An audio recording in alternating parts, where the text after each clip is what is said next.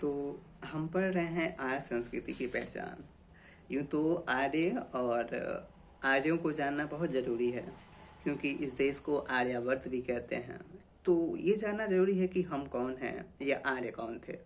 अलग अलग सिद्धांत हैं। कोई कहता है आर्य मध्य एशिया से आए, कोई कहते हैं आर्य भारत के मूल निवासी हैं। अलग अलग अवधारणाएं और सिद्धांत हैं। तो हम धीरे धीरे समझेंगे कि आर्य कहाँ से आए। पहले हम आर्यों के से संबंधित कुछ सिद्धांतों को जान लेते हैं, या उनकी पहचान के लिए वो क्या क्या करते थे, कैसे कैसे उनकी चीज़ें थी, उसको हम जानते हैं।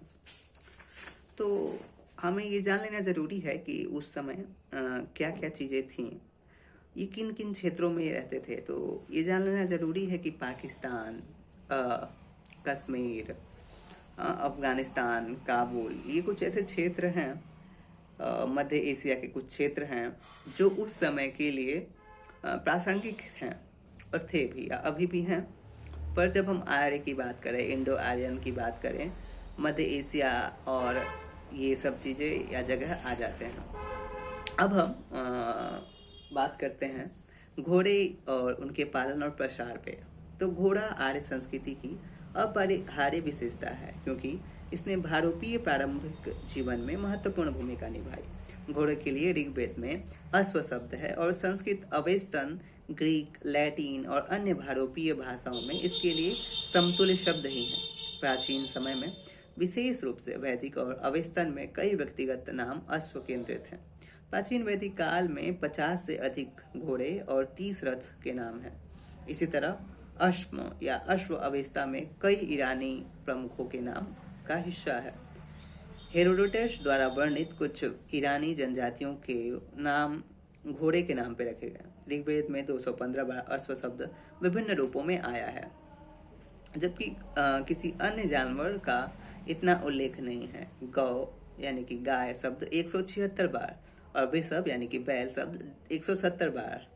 इन दोनों को एक साथ देखने से मवेशी पालन के महत्व का पता चलता है। हालांकि पशु पालने वालों में घोड़े रखने वाले अभिजात वर्ग का प्रभुत्व था। बाघ और गैंडे भारतीय उष्णकटिबंधीय और सामान्य समशीतोष्ण जलवायु विशेषता वाले मध्य एशिया की ठंडी परिस्थितियों में नहीं पाए जाते, इसलिए इनका उल्लेख ऋग्वेद में नहीं मिलता। और इसी तरह अन्य उष्णकटिबंधीय और समशीतोष्ण तापमान के क्षेत्र वाले जानवर जैसे कि शेर, हिरण, भैंस और हाथी के संदर्भ घोड़े, गाय और बैल की तुलना में कम मिलते हैं। यह फर्क मध्य एशिया में ऋग्वेद के प्रभाव को दर्शाता है। घोड़े की प्रशंसा में ऋग्वेद में पूरे 2 श्लोक समर्पित हैं। लगभग सभी वैदिक देवता इससे जुड़े हैं। यह विशेष रूप से इंद्र और उसके साथी मारुत के संदर्भ में है। हालांकि वैदिक लोग प्रजा और पशु के लिए अक्सर प्रार्थना करते हैं। वे विशेष रूप से घोड़ों की मांग करते हैं। कभी कभी हजारों की संख्या में घोड़ों की मांग का उल्लेख है। अवेस्ता में पशुधन अधिक महत्वपूर्ण लगता है, लेकिन घोड़े का अपना महत्व है। अवेस्ता मित्र, जो ऋग्वेद में भी भगवान मित्र ही हैं, से बार बार घोड़े और रथ की प्राप्ति के लिए प्रार्थना की जाती है। अवेस्ता में कई देवताओं के लिए तेज अश्वारोही विशेषण आया है। इन ग्रंथ में भगवान से प्रार्थना की गई है कि राजा को तेज घोड़े और क्षमतावान पुत्र की प्राप्ति हो। होमर के यहाँ अश्व और अश्वरथ का उल्लेख समान रूप से महत्वपूर्ण है। ओडिसी में अश्वपाल या शासक के घोड़ों के प्रभारी जैसे प्रचलित शब्द मिलते हैं। इस प्रकार वैदिक, ईरानी और ग्रीक शब्द ग्रंथ निस्संदेह बताते हैं कि भारोपीय भाषा के प्राचीन भाषी घोड़े से परिचित थे।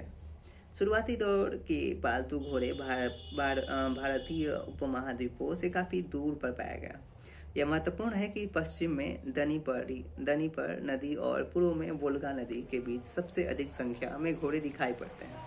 ईसवी पूर्व 6वीं सहस्त्राब्दी में घोड़े के शुरुआती सबूत दक्षिण उराल क्षेत्र और काला सागर क्षेत्र में पाए जाते हैं। 4वीं सहस्त्राब्दी ईस्वी पूर्व में घोड़े अनातोलिया में पाए गए, जो काले सागर के करीब है। ईस्वी पूर्व 3वीं सहस्त्राब्दी तक दक्षिण साइबेरिया में घोड़े की संख्या बहुत ज़्यादा थी या बड़े संख्या में पाई जाती है। जाहिर है घोड़े का उपयोग उत्पादन के पूर्व लंबे समय तक होता रहा। हालांकि काला सागर और दक्षिण उराल के बीच के क्षेत्र में ईस्वी पूर्व 6000 के आसपास घोड़ा अस्तित्व में था।